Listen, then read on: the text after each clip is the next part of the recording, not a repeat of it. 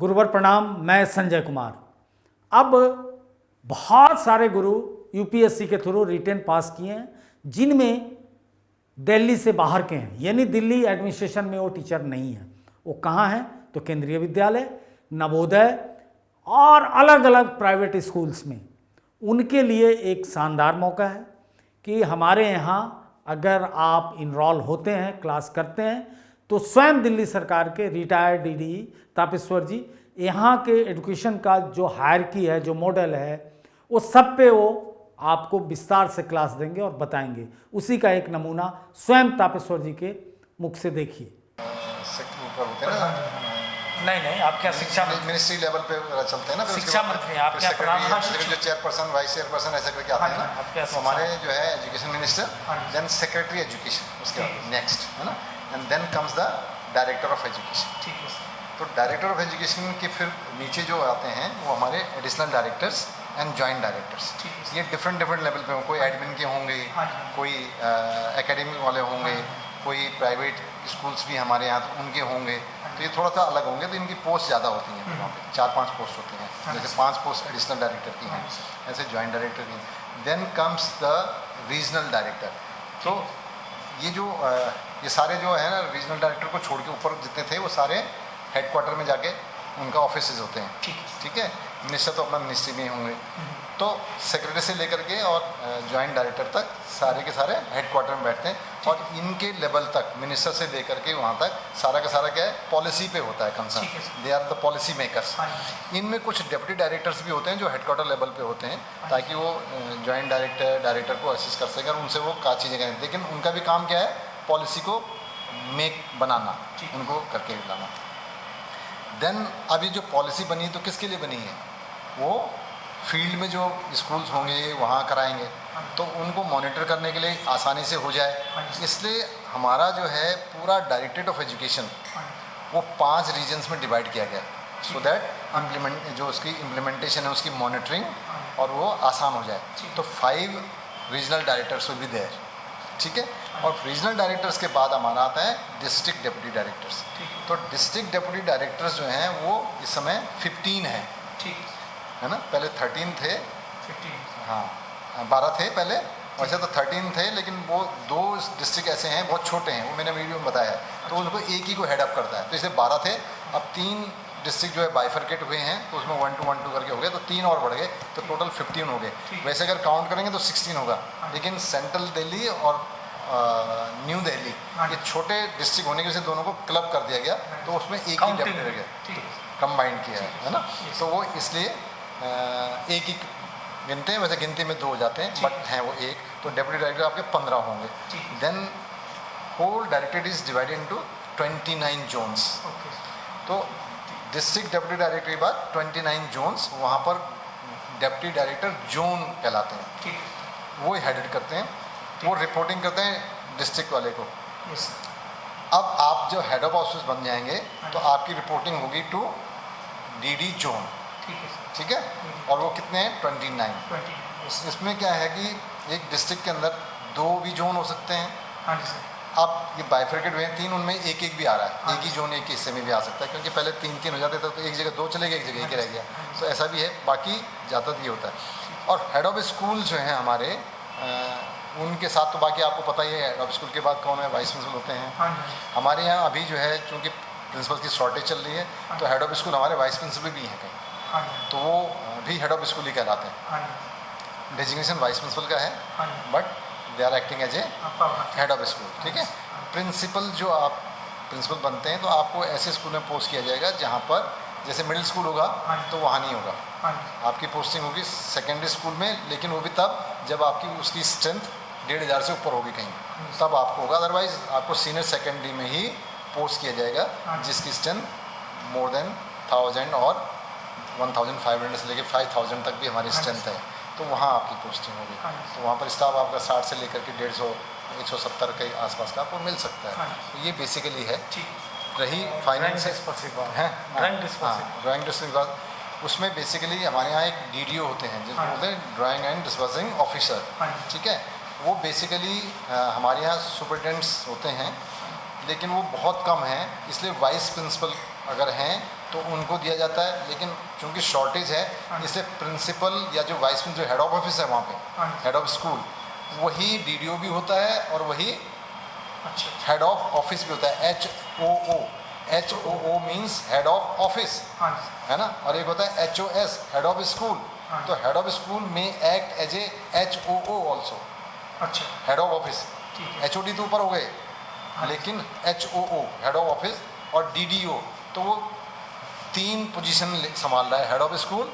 This is same as that of the head of office, जिसकी sanctioning authority होती है, हाँ। और DDO भी वही है जिसकी डिस्पर्सल की अथॉरिटी होती ठीक है। है। अगर वो पे बिल बना रहा है हाँ जी तो सैंक्शन कौन दे रहा है, HOO, ठीक है और डिस्पर्स कौन कर रहा है, DDO। दोनों जगह सेम साइन आ रहा ठीक है, है तो वहाँ चलेंगे, उस सेम साइन चलेंगे, क्योंकि वो PO में वहाँ सिग्नेचर गए होते हैं उनके। यस ठीक है, ये है। यस और बाकी जो फाइनेंशियल पावर है, पहले बहुत सारी वो डिस्ट्रिक्ट में थी, हाँ जी लेकिन अब उनको आसान बनाने के बाद जब हमारी नई गवर्नमेंट आई है ना, हाँ। तो उन्होंने उसको थोड़ा सा आसान बनाने के लिए बहुत सारी पावर्स अब हेड ऑफ स्कूल को डेलीगेट करती है, ताकि वो बीच में टाइम लैग ना हो, ठीक है। क्योंकि डिप्टी डायरेक्टर्स हैवी फाइल्स हो जाती हैं वहाँ, बहुत सारी हो जाती थी, तो वो क्लियर करने में तब तक कोई इमरजेंसी है, कुछ है, तो उसको जल्दी कराना है, तो इसलिए वो अब कर दी गई हैं हेड ऑफ ऑफिस की बात, ठीक है। है ना। हेड ऑफ ऑफिस माने प्रिंसिपल, तो इसका उनके पास बहुत सारी पावर्स हैं, तो इस तरह का हमारा स्ट्रक्चर है। कितने पैसे तक का है उसमें अलग अलग है, जैसे हमारा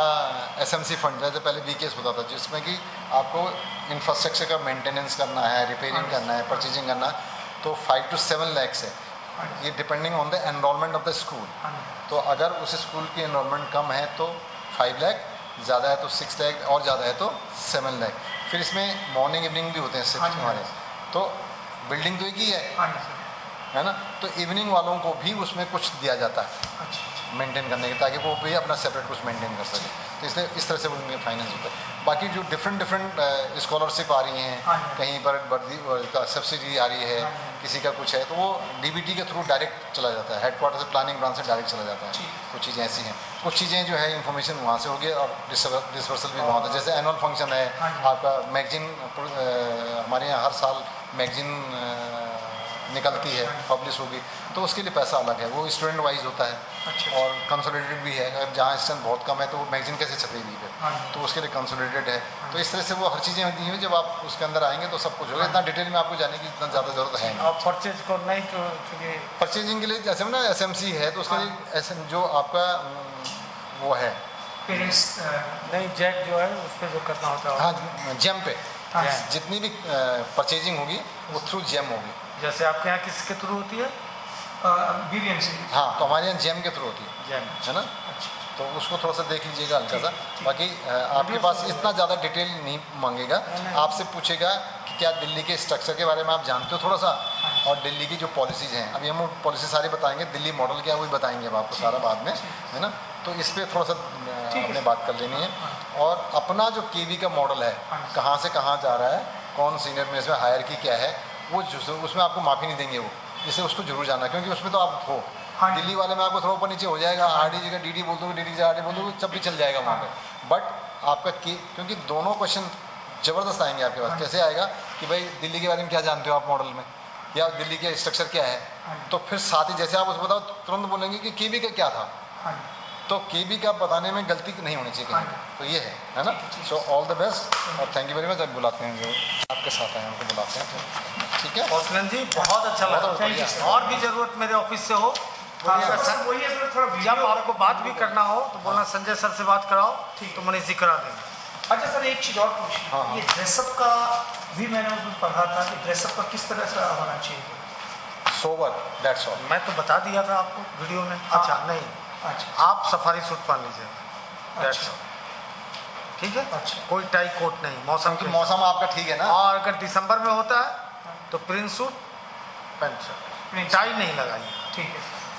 हिंदुस्तान में हाँ एक इस पे बहुत बड़ा लेख है, हाँ राजीव गांधी गलती से टाई लगा के निकल गए, हाँ तो इमीडिएट हक सर ने रोका। अच्छा हिंदुस्तान का प्रोटोकॉल है, कोई PM टाई नहीं लगाता, अच्छा वो प्रिंस सूट ही पहनेगा, वो तो पायलट था। हम्म, तो कई बार इससे डिबेट पहनते हैं, केवल IAS लगाते हैं, हाँ क्योंकि वो आज भी बेल्सबरी से गाइड होते हैं, मतलब इंग्लैंड से। कुछ चीज़ें टीचर को कभी भी मतलब मना नहीं है, लेकिन अच्छा नहीं माना जाता है। किसी भी बड़े पॉलिटिशियन को पैंट शर्ट और उसमें अच्छा नहीं माना जाता है। ठीक है, सब प्रिंट सूट में ही मिलेंगे। अब कुछ पॉलिटिशियन है जो वकील है, जैसे सलमान खुर्शीद, तो वो कई बार टाई लगा के कर दिया है गलती, तो उसकी भी खिंचाई हुई है। ठीक है, इसलिए अगर दिसंबर का महीना होगा तो अच्छा सा प्रिंट सूट और नॉर्मल सफारी सूट, बात खत्म। जूता अच्छा और हेयर कट ये सब ठीक से करा लीजिएगा, ताकि लगे कि ये रेडी टू ड्यूटी है। हम फिलोसफर हैं, हम दाढ़ी बढ़ा ले रखे, कोई नहीं पूछने वाला, लेकिन आपको नीट एंड क्लीन दिखना भी चाहिए, जिससे अलर्टनेस पता चले। रोल मॉडल है ना, आलसीपन आप में ना दिखे। नहीं देखिए, ठीक है, रोल मॉडल। ये सब छोटी छोटी चीज़ों को ध्यान रखना। ठीक है, और बहुत अच्छा कर रहे हो, मेरी अग्रिम शुभकामनाएं। मेरे से जो भी सुविधा होगी, इंडिविजुअली पढ़ाना पड़ेगा, मैं पढ़ाऊंगा। सर वही बार मनीष सर को आपने वो मैं कर दूंगा, वो मैं समझ गया। धन्यवाद। आपने देख लिया कि कैसे दिल्ली का मॉडल थोड़ा सा और जगह से अलग है। हर राज्य का मॉडल थोड़ा अलग होता है और केंद्र की व्यवस्था अलग होती है। तो इन सारी गहराइयों को, ताकि आपसे कुछ भी ना छूट जाए यूपीएससी के अंतर्गत, उसका आप लाभ ले सकते हैं। तो आइए, फ्री मॉक इंटरव्यू में आप इन चीज़ों का जायजा लीजिए। इच्छा करे तो नामांकन कराइए। जय हिंद।